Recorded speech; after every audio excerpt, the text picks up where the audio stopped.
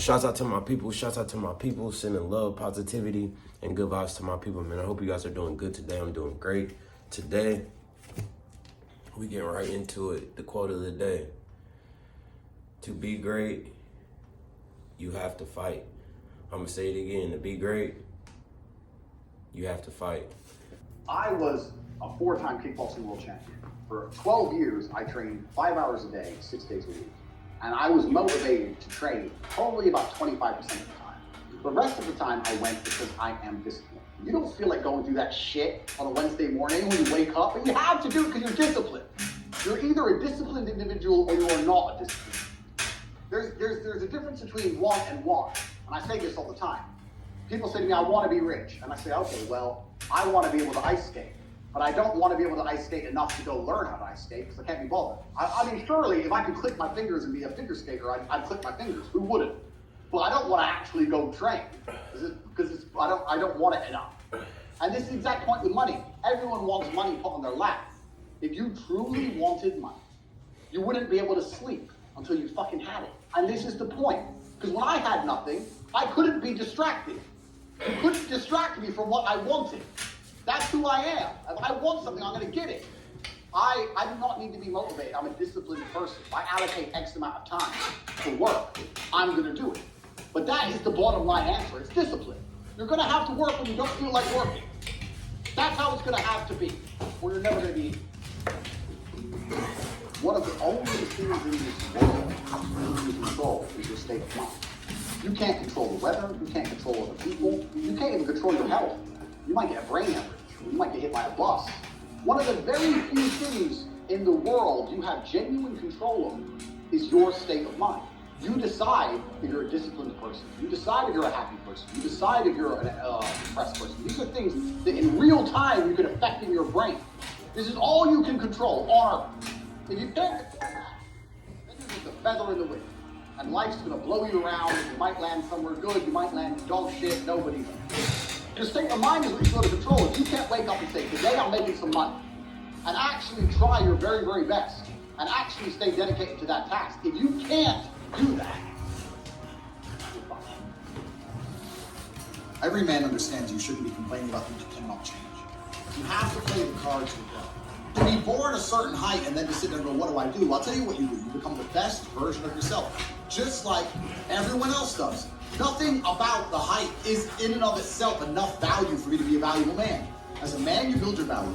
You are born with the cards you're dealt. Sure, it'd be ideal. Look, I'd love to be 7 foot tall. I'm not. So it's the same argument. If you're 5'2", you need to become rich, strong, and funny, and charismatic, and interesting, and witty. If you're 6'4", you need to become rich, strong, well-connected. It's the same game. So to sit there and complain about it is asinine. You come back to the happy argument. I always found that frustrating and annoying. And someone goes, oh, but I want to be happy. Why? Why? Why do you want to sit there and laugh? Like you were happy your entire childhood. That's your happy days. You're allowed to be happy as a kid. It's all over now, right? You're a man. You have responsibilities. I think we're here to do important things, and important things are going to be difficult. They're going to be hard, and you're going to get frustrated.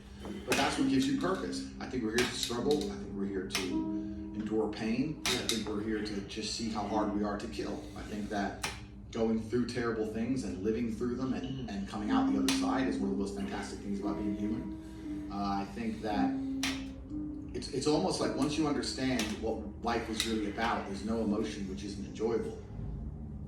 The only emotional state which can be seen as detrimental is feeling nothing at all. But if you're sitting at home and you're feeling truly heartbroken, at least you're feeling something, right? And I think that's the whole part of being human. I think we're here to struggle. I think we're here to go through pain. I wake up each day and go, what can I attack? What problem can I solve? And look at history. Why did Genghis Khan wake up and want to conquer the whole world? Why did Napoleon conquer the world? Why did Alexander the Great conquer the world? You just wake up and just say, give me this, give me that. I want all of it. Yeah. There's an army there, they're really big. We're better. It's intrinsic. You need to go and conquer. That's the purpose of life. You believe that God created us, so why did God create us to struggle? Because if you don't struggle, you don't learn. God created us to learn and understand ourselves and understand other people and understand the world. What did I say earlier? I said that you don't learn a lesson without pain. So you have to struggle to learn anything. There's only 2 ways to learn things, the hard way or the harder way. If you're smart, you can learn the hard way. But in my experience, 99% of the planet only learn the hardest possible way. If you want to feel happy inside yourself, want to feel content, and you want to feel stable inside of yourself, you need to live true to God. And I'm not saying you can't drink a little bit of alcohol or not party or not have a little bit of fun, but you have to be a good person. I don't believe in the societal paradigms in which they have tried to construct this idea of happiness. I don't believe or subscribe to the way that happy and sad is currently understood by the masses of the population. I think if you are anything less than absolutely distraught, you are happy. You're a version of happy.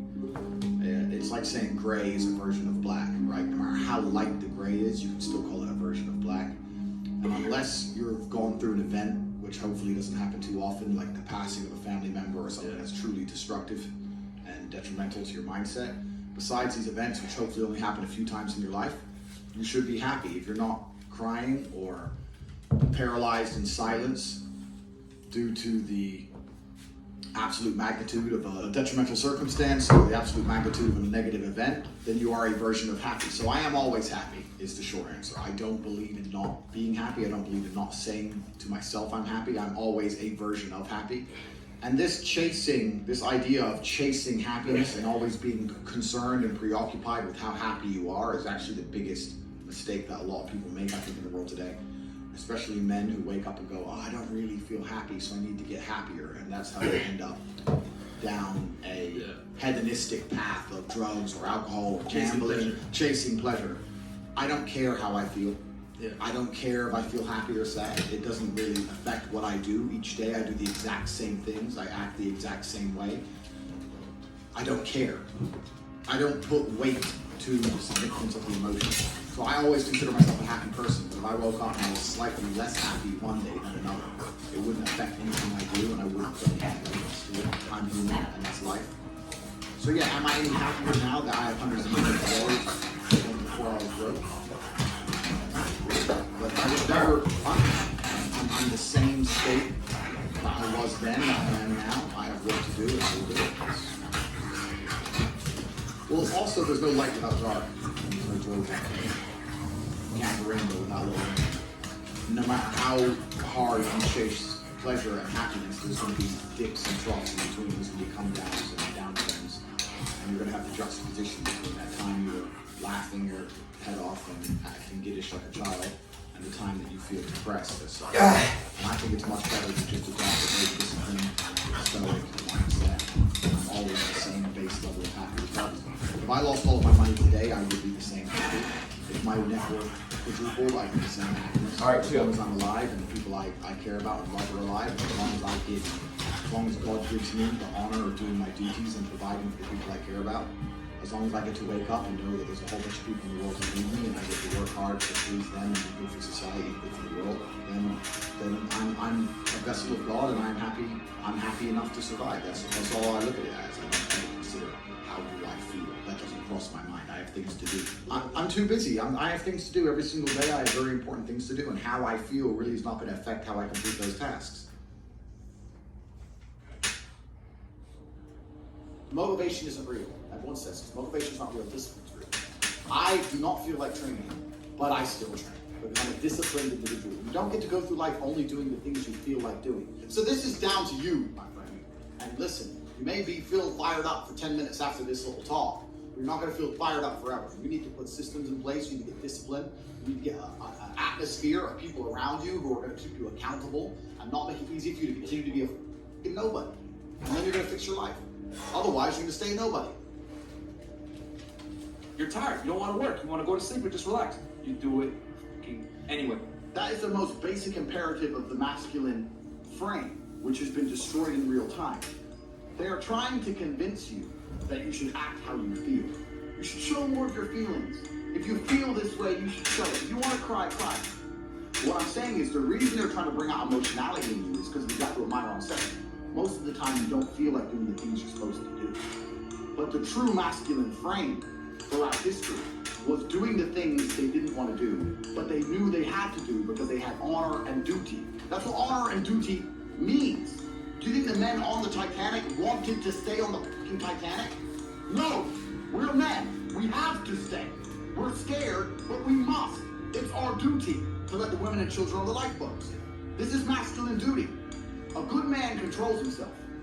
I have absolute self-control. Emotional control is absolutely and utterly important as a man.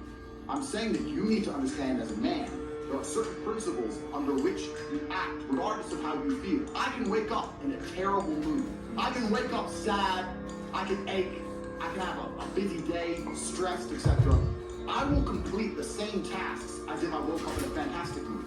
I'll do the same things because how I feel has no bearing on the things I'm going to do in my day because I have duty to myself and to my bloodline. Because you think there's something wrong with you. Well, I lack motivation. I don't have the motivation to go to the gym. Well, here's the news flash. Neither did I. And I still did it. So now what are you going to say? Cash did. Now you don't know Cash did. right? Yeah. All right, cash did. So did I. Still did it. I didn't get the cake. So did I. Still did it. Being a man is about not feeling things. It's about acting the way you're supposed to act, regardless You of like work, baby. we act. Cash. We're men of action. You my life work. So the world don't fit. All the men who built skyscrapers felt scared to do it anyway. Take care of my life work, Cash. Don't worry about how you feel. Don't worry about what you're supposed to be doing. How about that? I've always been disciplined. I've always lived a disciplined life. I lived in a disciplined household. Like there was no such thing as I don't want to. So even now, if I wake up and I don't want to do something, I don't need someone to tell me to do it, so I'll do it anyway. Who wants to run a marathon? Somebody. All right, quit. Who wants to do